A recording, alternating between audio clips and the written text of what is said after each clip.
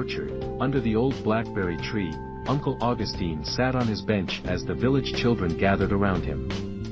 It was a special summer night, with the full moon lighting up the sky and the blackberries shining like little stars. Uncle Augustine, with his straight-brimmed hat and his sprig of wheat in his mouth, began to tell a story that he said few knew.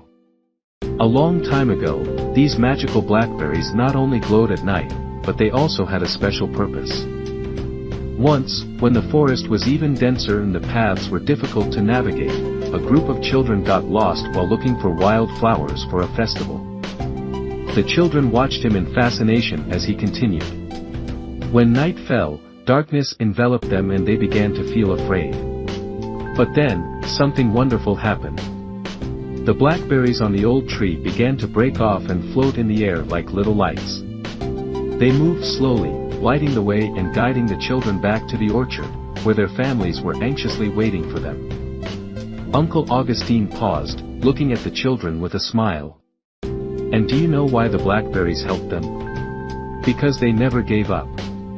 As they walked through the darkness, they stuck together, sang for encouragement, and trusted that they would find their way. One of the children asked excitedly, "Can the blackberries still do that, Uncle Augustine?" Uncle Augustine smiled his classic warm smile. Only if there is someone with a pure heart who truly needs it. The magical blackberries not only lead the way in the darkness, but they also remind us of the importance of hope and helping each other.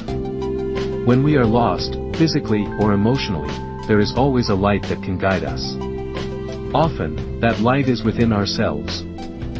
The children looked at the tree in wonder, as if they expected the berries to start glowing at that very moment. And even though they didn't, something special happened. A gentle breeze moved the branches of the tree, as if the tree itself approved of Uncle Augustine's story. "And now, boys," said Uncle Augustine as he stood up, "it's time for you to go back to your homes. Don't forget that hope and unity are the brightest lights you can have in your lives." With one last look at the berry tree, the children said goodbye, promising to come back soon for another story. I hope you enjoyed this story. If so, don't forget to leave a like, subscribe to the channel, and ring the bell so you don't miss any of our adventures. See you next time.